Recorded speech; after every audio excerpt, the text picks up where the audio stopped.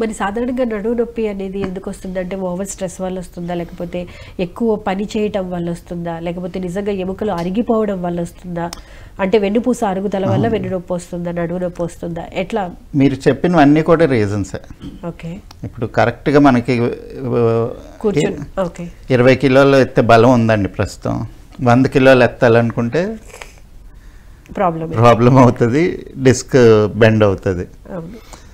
ఇంకొకటి కదలకుండా ఎక్కువ కూర్చుంటున్నాం, గ్యాస్ పట్టేసి కాన్స్టిపేషన్ వల్ల అలా గుబ్బి బ్యాక్ పెయిన్ మీద స్ట్రెస్ పడుతుంది, అది ఒక రీజనే. ఎక్కువ ట్రావెల్ చేస్తున్నాం కోర్ స్ట్రెంత్ లేకుండా, బైక్ మీద దాని మీద సరే ఇంకో కిలోమీటరే కదా అని అలాగ వెళ్ళిపోతున్నాం. లైట్ పెయినే కదా మేనేజ్ చేసుకోవచ్చు అనుకుంటున్నాం, బట్ లాంగ్ రన్ అది డ్యామేజ్ కాజ్ చేస్తుంది.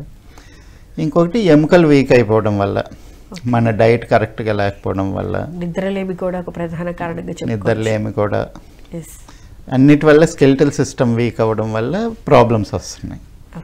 సో ఏదైనా కానీ సొల్యూషన్ అనేది నేను ఒక బిల్ వేసుకుంటాను లేకపోతే ఆపరేషన్ చేసుకుంటాను తగ్గిపోవాలనుకుంటే అది ఎప్పటికీ తగ్గదు. ఓకే, సిమ్టమ్స్ని బట్టి వచ్చే పెయిన్కి పెయిన్ కిల్లర్ వేసుకుంటే సరిపోతుంది. అదేనండి, పెయిన్ కిల్లర్ వేసుకుంటే ఏం చేస్తాం, నొప్పి తెలియదు కాబట్టి పెయిన్ తగ్గిందని అనుకొని దాన్ని డ్యామేజ్ చేస్తాం. ఇప్పుడు ఎముకిరిగితే కట్టు ఎందుకు వేస్తారు? ఆ కట్టు వేయకపోతే అటు ఇటు కదులుతాం కాబట్టి అది వంకర అయిపోతుంది. పెయిన్ కిల్లర్ వేసుకున్నా కానీ రెస్ట్ తీసుకోవాలి. పెయిన్ కిల్లర్ వేసుకొని దాన్ని అయితే మరి మీ ఫ్లవర్ థెరపీలో ఆ పెయిన్ని తగ్గించే విధంగా పెయిన్ కిల్లర్స్ ఉండవా? మేము పెయిన్ కిల్లర్స్ ఇవ్వము, మేము అగెయిన్స్ట్ కూడా. ఓకే, ఎందుకంటే పెయిన్ ఎందుకు వస్తుంది అక్కడ, ఫస్ట్ ఆ ఏరియాని కదపొద్దని చెప్పి ఇండికేషను. 2 అక్కడ pain it's stimulant for the body to send repairing cells over there. So కొత్త సెల్స్ అన్నీ అక్కడ పెయిన్ ఉన్న దగ్గరకు వచ్చి, ఇప్పుడు ఎక్కడ దెబ్బ తగిలితే నొప్పి వస్తేనే మీకు అక్కడ హీలింగ్ జరుగుతుంది. ఓకే, మీకు ఒక కండిషన్ ఉంటుంది, కొంతమందికి పెయిన్ సెన్సర్స్ ఉండవు, నొప్పి తెలియదు. ఓకే, సో వాళ్ళకి ఏదైనా కాలినా దెబ్బ తగిలినా చాలా జాగ్రత్తగా ఉండాలి. వాళ్ళకి తెలియదు, బ్లడ్ అలా కారుతుంటుంది, నొప్పి లేకపోవడం వల్ల వాళ్ళు చూసుకుంటే కానీ ఐడెంటిఫై చేసుకోలేరు. ఓకే, వాళ్ళకి హీలింగ్ కూడా అవ్వదు, ఎందుకంటే ఆ సెన్సరీ సిస్టమ్ ఉండదు. సో ఎక్కువ వైట్ బ్లడ్ సెల్స్ వచ్చి మొత్తం ఆ రిపేర్ ఏదైతే జరగాలో కొల్లాజన్ వచ్చి, అది pain is one of the greatest indicator అనమాట. సో పెయిన్ తగ్గేదాకా మనం దానికి రెస్ట్ ఇచ్చి మళ్ళీ పెయిన్ రాకుండా ఎక్సర్సైజెస్ లాంటివి అవి ఇవి చేసుకుంటూ ఉండాలి. ఓకే, అప్పుడే అది long term healing. Okay, so మేము పెయిన్ కిల్లర్స్కి అగేన్స్ట్. పెయిన్ తగ్గాలి అంటే రూట్ కాజ్ కి ఇస్తాం, గ్రాడ్యువల్ గా పెయిన్ ప్రాసెస్ కదా. డెఫినెట్ గా మరి అంత పెయిన్ ని వాళ్ళు భరించే అంత క్యాపబిలిటీ వాళ్ళకి ఉండాలి కదా. ఆల్రెడీ ఉంది కదా పెయిన్.